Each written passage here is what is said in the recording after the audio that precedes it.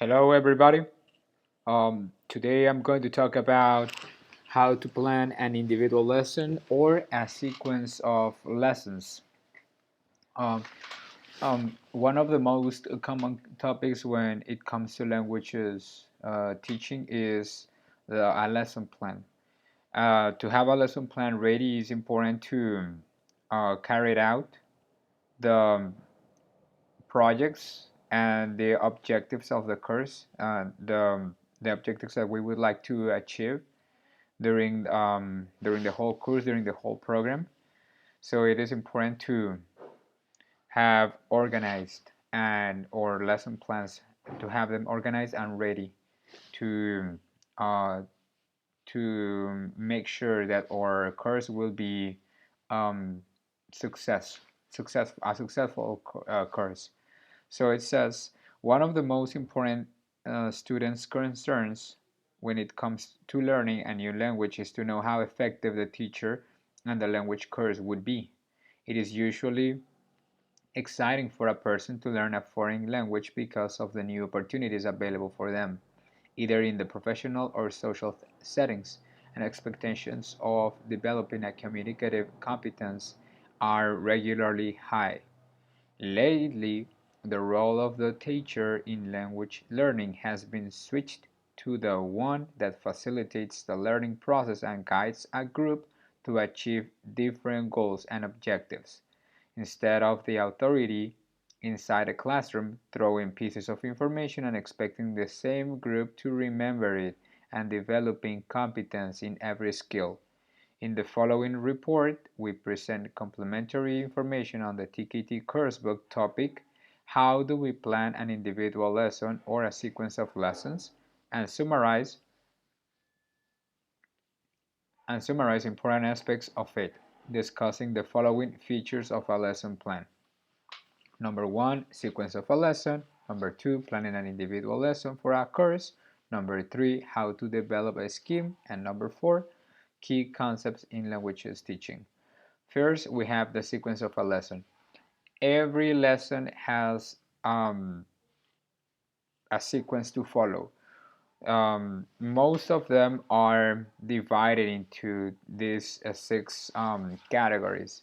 Number one, a warm up. What is a warm up? A warm up is a part of the class when we introduce the before we introduce the topic, we need to make sure our students have their brains prepared for an English lesson. So we need to warm up by playing a short game or talking about the previous homework or talking about something related to the or um, today's topic. Number two, introduction of the class topic. Number three, presentation of material. Number four, one or more activities for students to practice. Number five, evaluation of the practice. Here is where we assess what we have taught during the class. And number six, homework. Here we have a lesson plan. This is a sample of what a lesson plan could be. The topic is to give recommendations for visiting places in the city. As a warm-up, we have the following strategy, elaboration strategy. The teacher will start the class sharing with students some pictures and memories of a trip made recently or time ago and what places were visited. Then, the teacher will ask the students if they have visited any places out of the city and to talk about it. As you can see, the warm-up in this lesson, the warm-up tries to engage students to the topic so they can follow up so they can follow the course so they can follow the lesson without any problem. Number two, introduction of the class topic. Engage students with the topic. Based on the previous conversation, the teacher will ask the students to answer the following questions. Number one, are there any interesting places to go around your city? Where are they? And finally, can you go on a walking tour?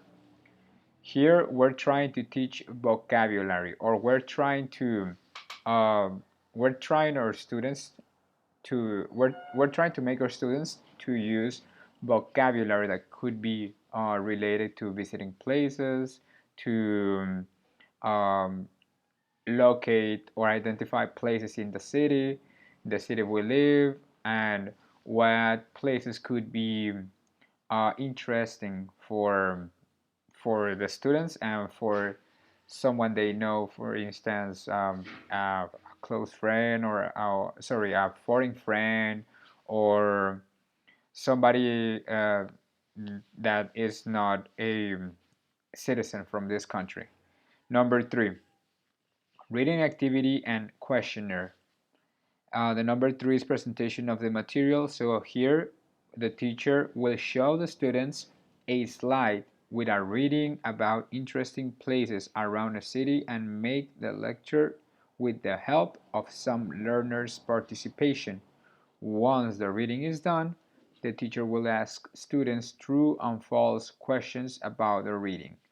In this part of the lesson, we're trying to teach students, or we're trying to make our students to develop reading skills. In this case, reading comprehension. The material is going to be available in Google Docs presentation, and also it is important to mention that any stage of the lesson has time. um, for example, the first one, well, here is not explained how much time is it going to last. But in number two, we have 5 minutes. Number three, we have 10 minutes. Then we go on our next step: one or more activities for students to practice. Number four, here is our activity practice. Locate places in your city to do certain activities. The teacher will the teacher will show the students a 5-minute video about 21 places to visit in San Diego, and then have the students to locate places in Tijuana to do the following: a good place to sit and watch the people walk by, a good place to spend a rainy afternoon, a cheap but good place to eat, a quiet place to go for a walk or a jog, a good place to buy electronics, an interesting museum, a neighborhood with lots of cultural events, and a neighborhood with nocturnal life. Once the students have finished with the activity, ask them to share their answers with their classmates. So here we're trying to make our students develop um, communicative skills.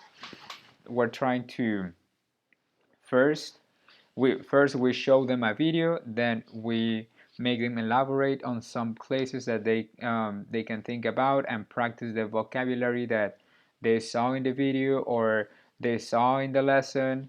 And or the stage of the lesson lasts 15 minutes.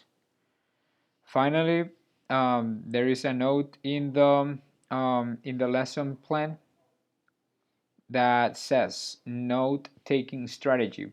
During the video and before the activity starts, ask the students to think about what kind of activities someone could do while visiting those places in San Diego. With this, it is important to include strategies in our lesson plans because by including them, we teach our students how to learn, how to um, comprehend and to fully understand what we are doing during a lesson.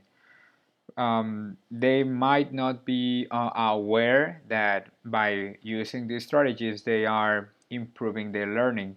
That's why it is important to include them in our lesson plans because, um, well, students always expect the the teacher to guide them in the process of learning. But also it's important to teach our students how they can take part of this learning process by themselves. And this is achieved by including these strategies in our lesson plans.